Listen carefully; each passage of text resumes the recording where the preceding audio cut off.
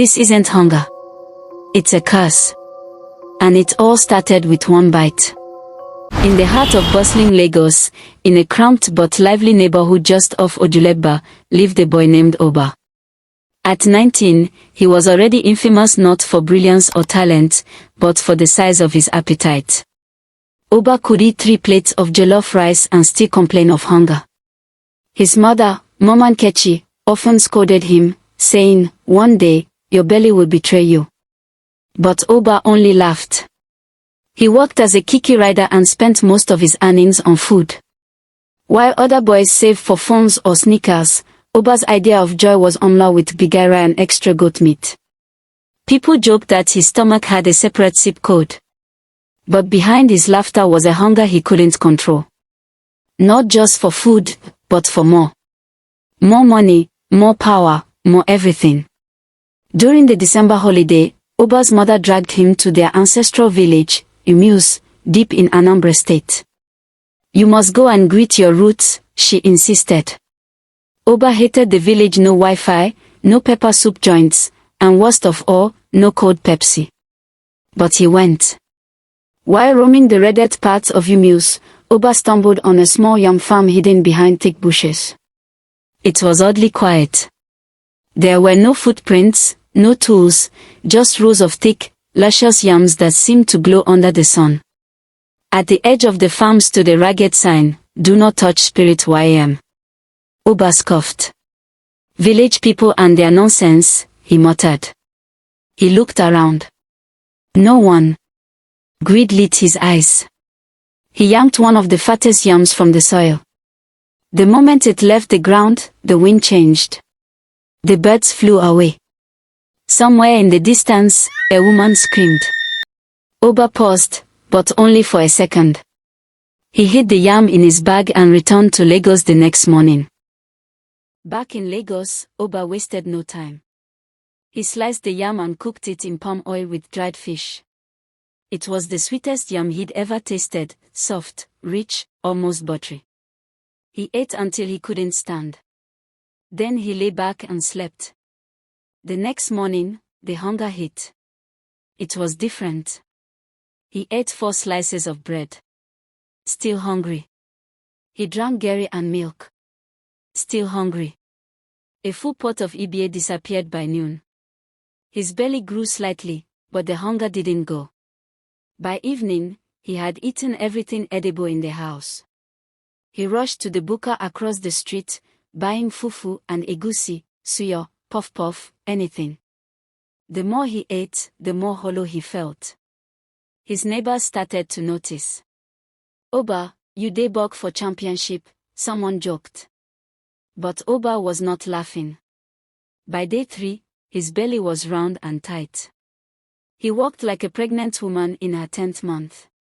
His cheeks were sunken, his eyes red. Yet the hunger burned. He tried to stop eating. He drank only water. But the pain doubled.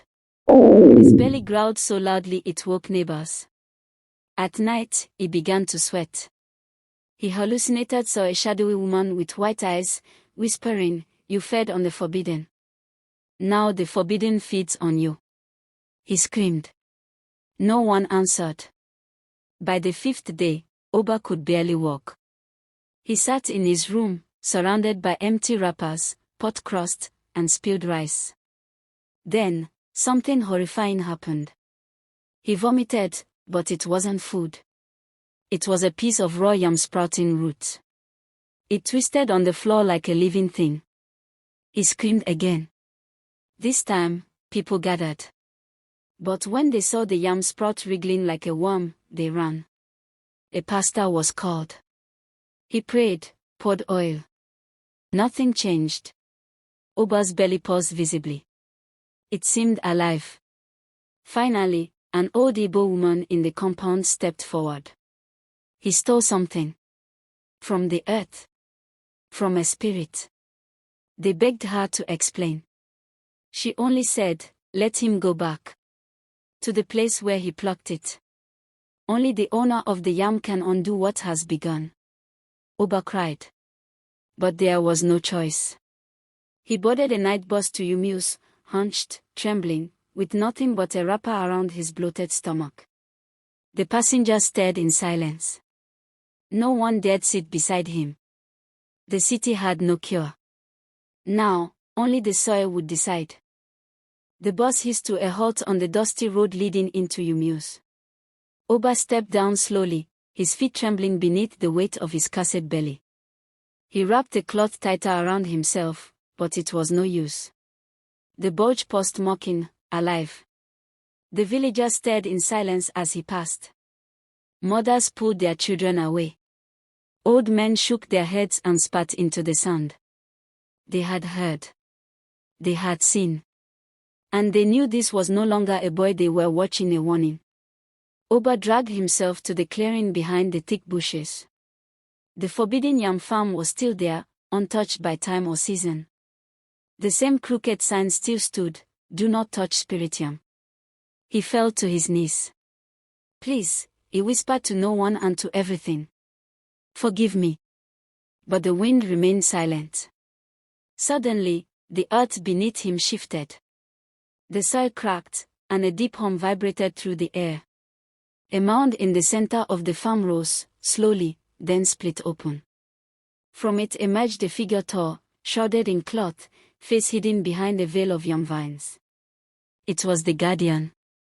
Not human. Not spirit. Something older. It spoke not in words, but in memories. Oba saw flashes in his mind, the yam as a sacred link between ancestors and descendants, its roots feeding more than hunger, it fed balance.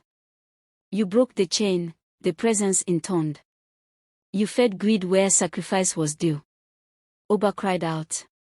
"I didn't know." "You chose not to know." The ground pulsed. His belly burned. The guardian extended a hand, and in its palm grew another yam, small, glowing faintly.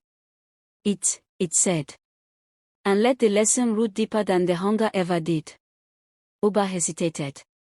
But he knew this was the only way. He took the yam, bit into it. It was bitter, so bitter it numbed his tongue. As he swallowed, the pain in his stomach surged, then receded. He screamed. The vines in his belly writhed and tore. He collapsed. When he awoke, the farm was silent. The sign was gone. The mound was gone. And his belly flat. Still. Human. He limped back to the village. The people didn't welcome him, but they didn't turn him away. They watched as he sat alone, day after day, helping in the farms, feeding the goats, walking in silence. He never returned to Lagos. Oba stayed. And every planting season, he stood before the yam mounds, bowed deeply, and told the story. "Once, I stole a yam that didn't belong to me. Not because I was hungry, but because I was greedy. And the earth, it taught me the difference." Moral: the earth does not forget. What you take without honor, it will take back with pain. Subscribe if you know anyone who it like this, and write out their names in the comment section.